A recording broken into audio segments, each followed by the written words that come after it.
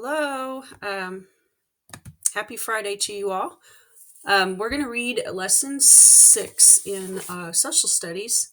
It's the last lesson in this unit. It's a pretty long one. It's 8 pages, but it'll go fairly quick. Some of the pages are short. Actually, this first page is really short.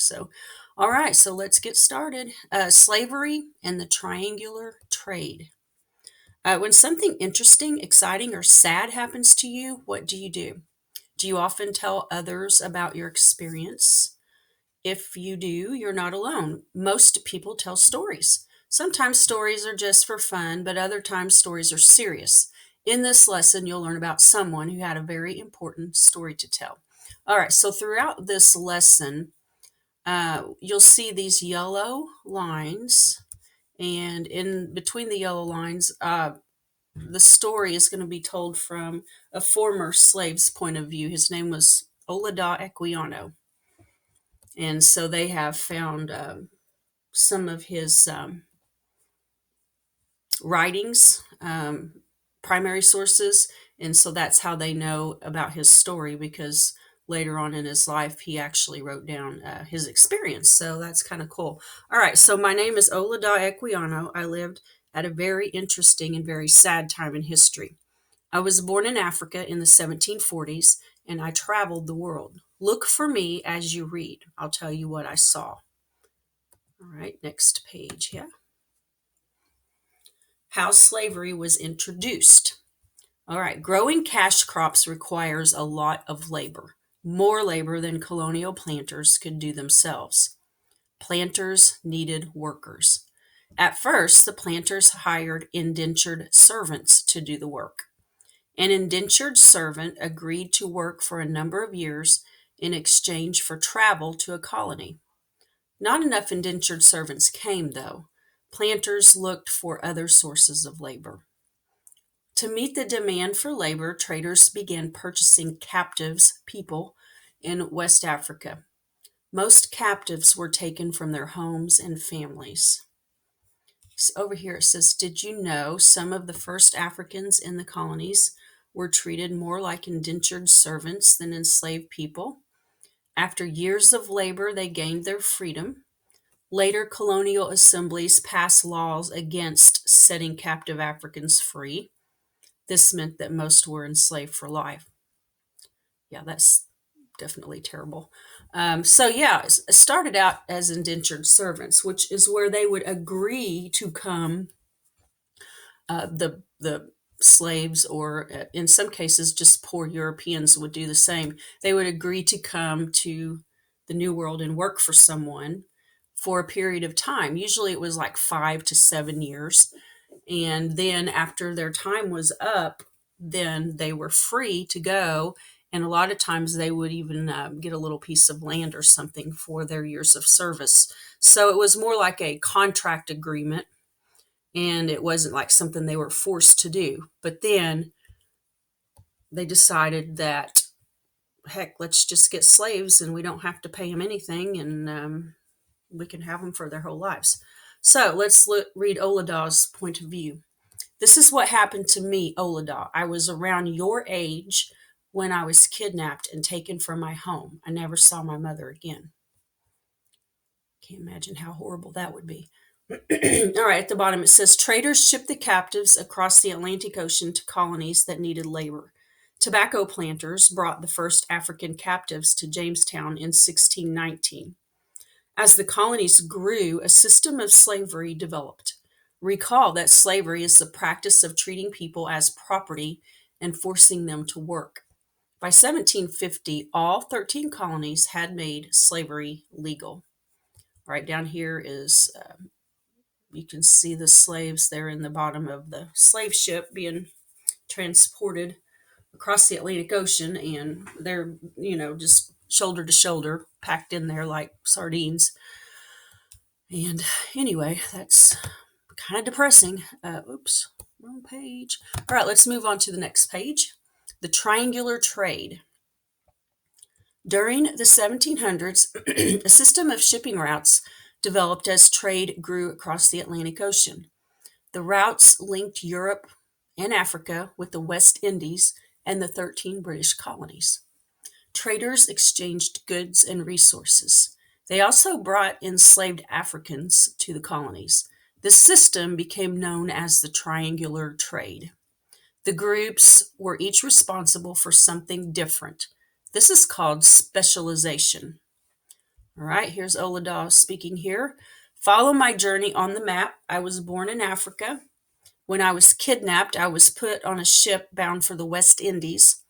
Later, I was sold to a man in Virginia. Can you imagine being a whole ocean away from your home?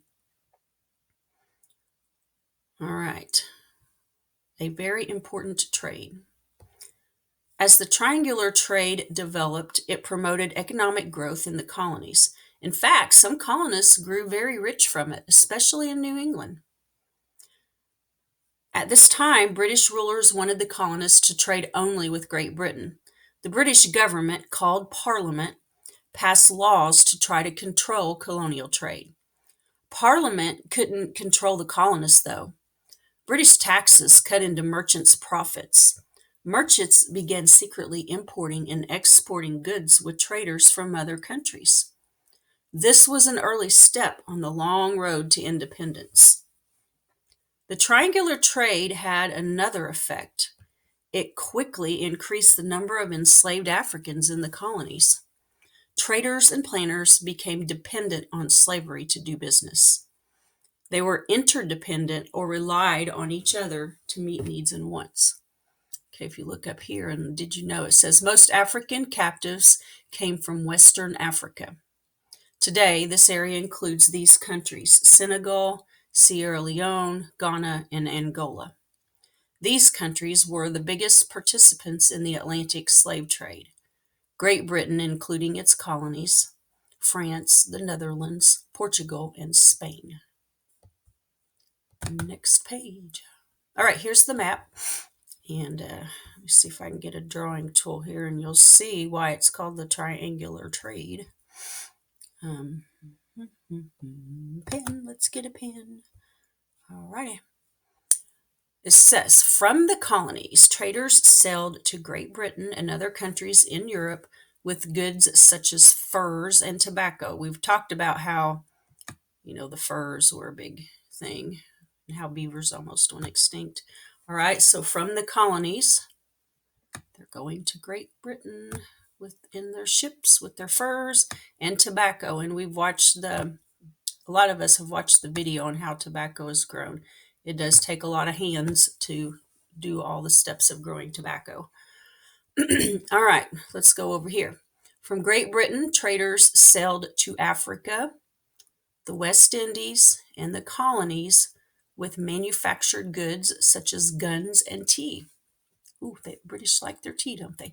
All right, so they're going to Africa, down to Africa.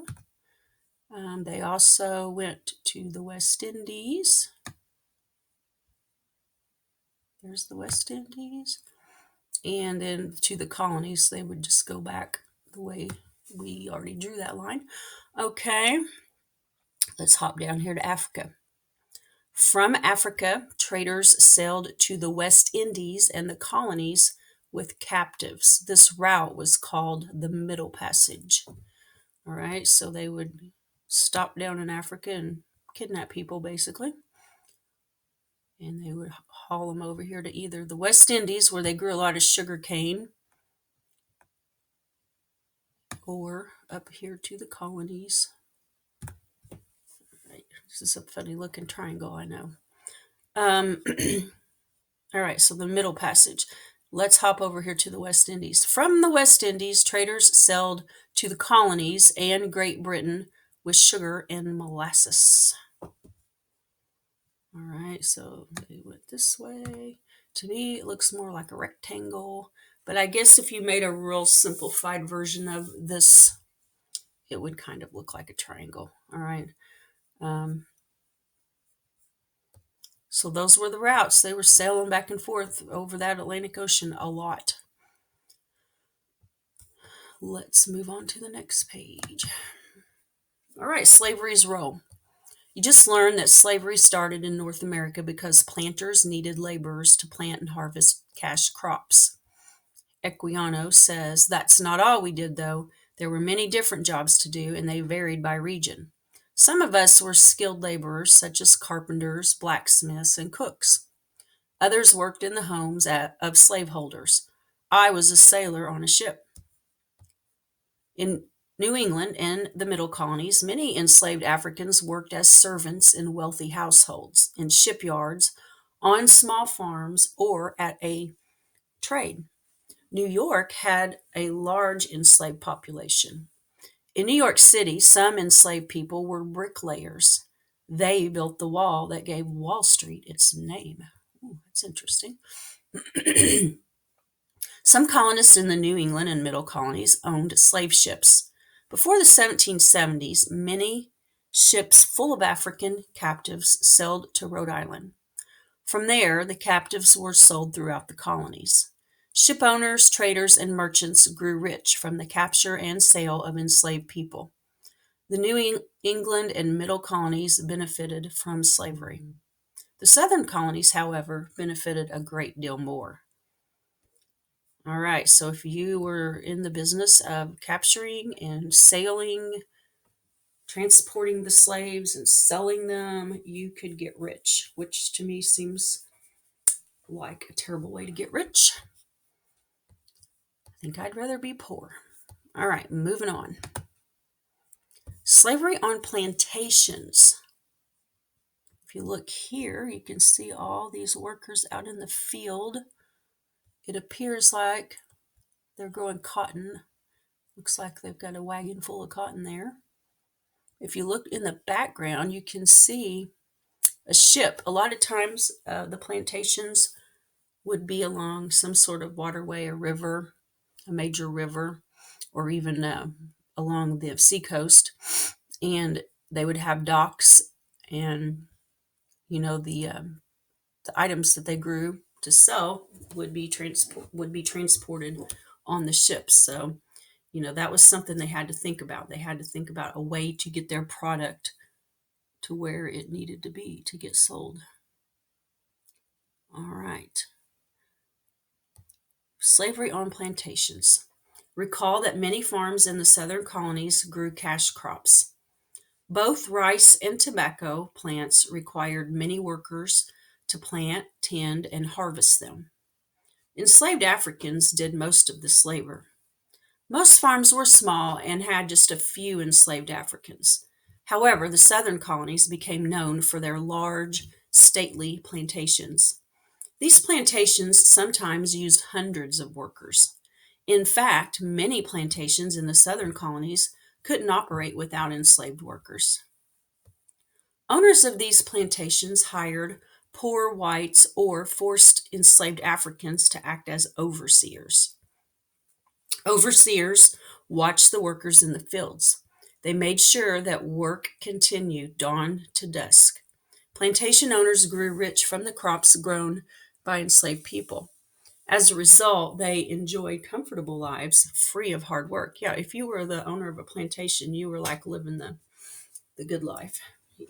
They went to parties and lived large, and the slaves did all the work.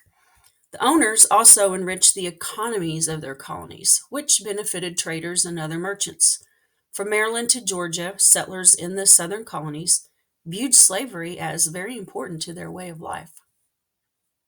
If you look at the picture there, I would guess this right here might be the planter, because he looks like kind of a well-dressed person. And then I would guess this will be his wife, because she looks well-dressed. They're out to survey the work. Okay, moving on. Slavery's impact. Olada speaking here in between the yellow lines. Enslaved people suffered greatly, starting with our kidnapping in Africa. Captains of slave ships chained hundreds of us together in the ship's cargo areas. Conditions were terrible, and many died along the way.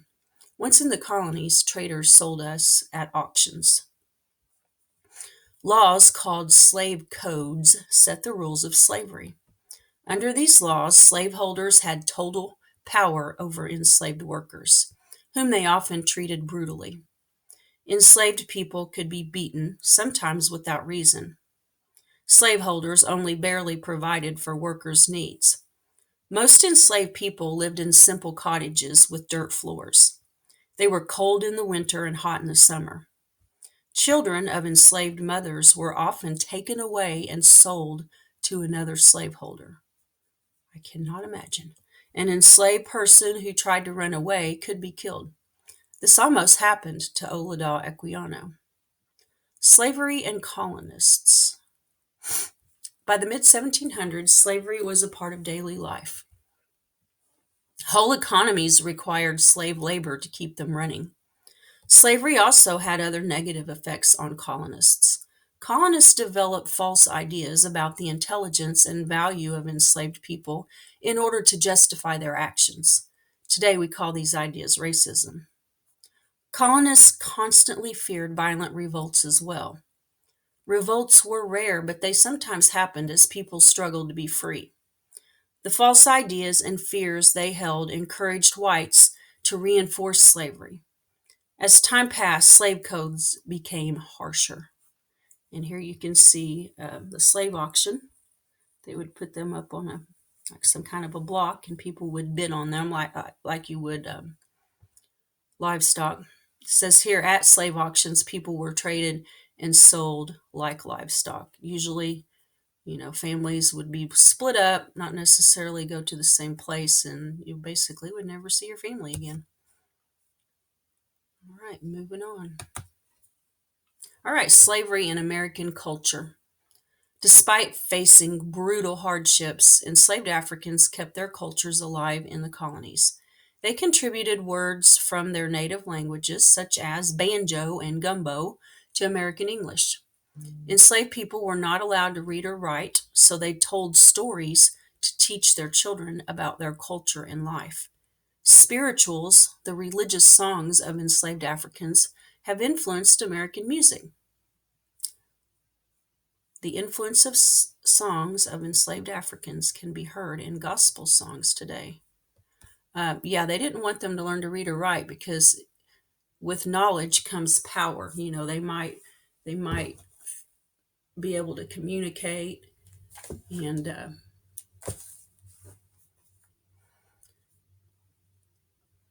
learn things, and that would make them more free. All right, moving on. Slavery was a miserable system, and most enslaved people never escaped it. Despite all that I endured, I was able to save enough money to buy my freedom. This was a rare event, indeed. Very few enslaved people could earn money, much less save it up. After I bought my freedom, I sailed for Great Britain, where I wrote a book about my experiences. Olaudah Equiano spoke out against slavery. People who came after him spoke out against it too. Over time, movements against slavery grew in Great Britain and America. Even so, slavery would not end for a long time. It left lasting effects on our country. All right, that's the end of that lesson. We'll have some questions for you to answer. I'm going to stop this recording here. Oops, or not.